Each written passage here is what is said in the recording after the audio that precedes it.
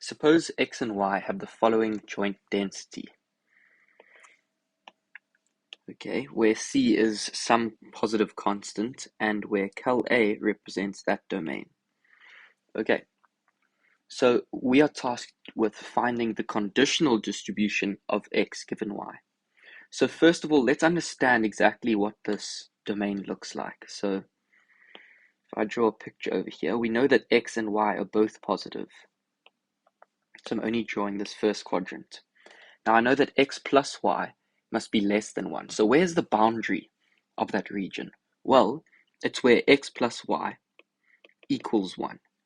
Okay, and that is where y is equal to negative x plus 1, which goes somewhere there, where this intersection point here is 1 for y, and so the coordinates of this is 0, 1, and the coordinates of this point is 1, 0. Okay, and we know that it falls underneath this line, so we are somewhere here. This represents the region cal A. Okay, so in order to find the conditional distribution of two random variables, one given another, you have to know the joint density, or a way to find out is with the joint density and the marginal. So we know that f of x given y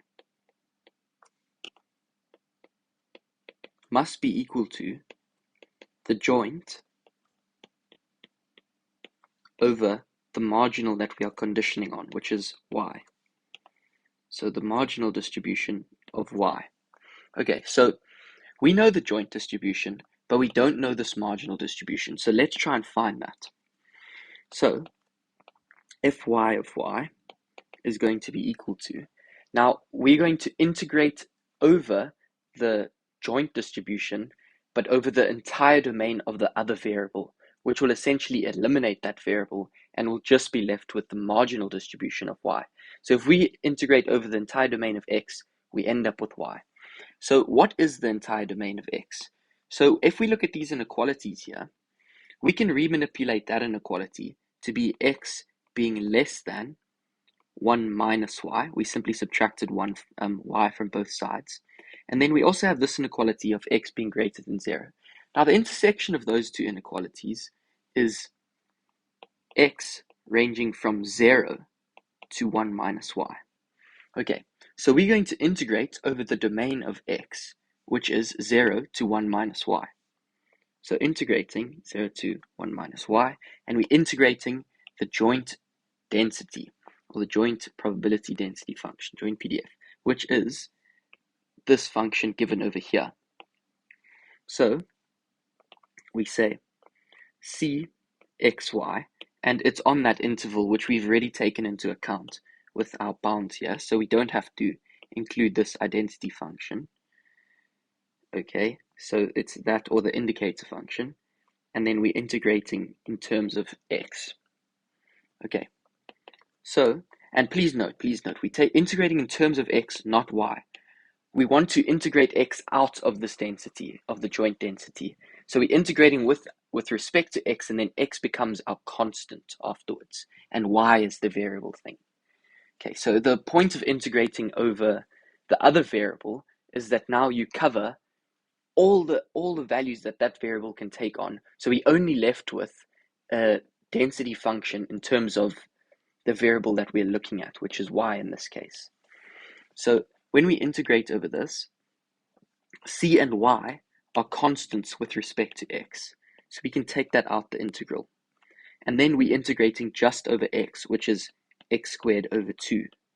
And we integrated that between the bounds 0 and 1 minus y. Now we can substitute in our bounds, and we get 0 to y, and then 1 minus y subbed in at x, we get 1 minus y squared over 2.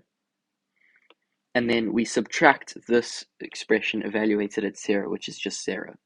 So we know the marginal distribution of y.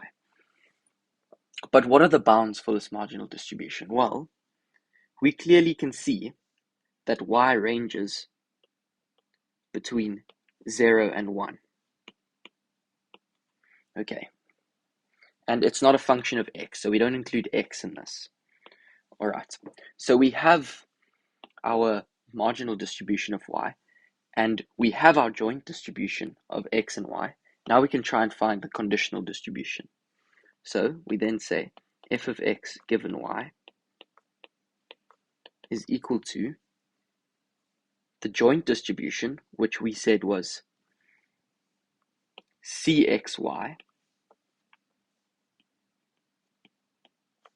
all over the marginal distribution of y, which is cy over 2 times by 1 minus y squared.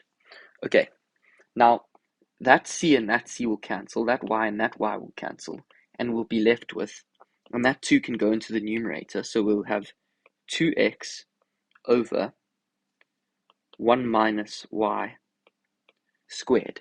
And what are our bounds for this? Okay, well, our bounds for this is the exact same as this integral over here. It goes from 0 less than x less than 1 minus y.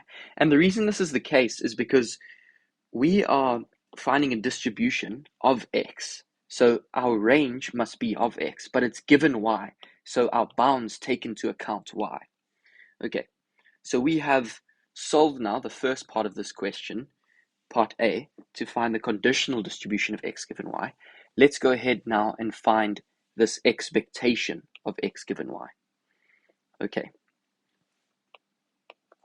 so the expectation of x given that y is equal to y will be equal to the integral over the entire domain or range of this distribution, which is rather domain 0 to 1 minus y. Okay, and then we integrate x multiplied by the probability density function, the conditional probability density function, which is this.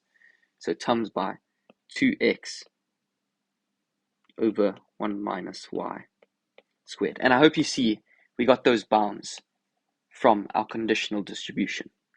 And we're integrating here in terms of x.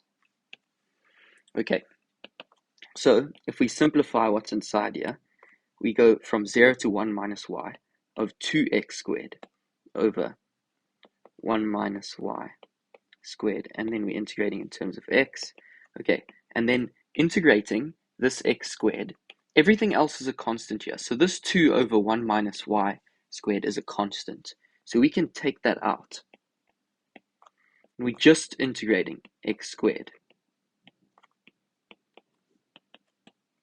So if we solve that integral, it's x cubed over 3 between 0 and 1 minus y. Now if we substitute in 1 minus y, we get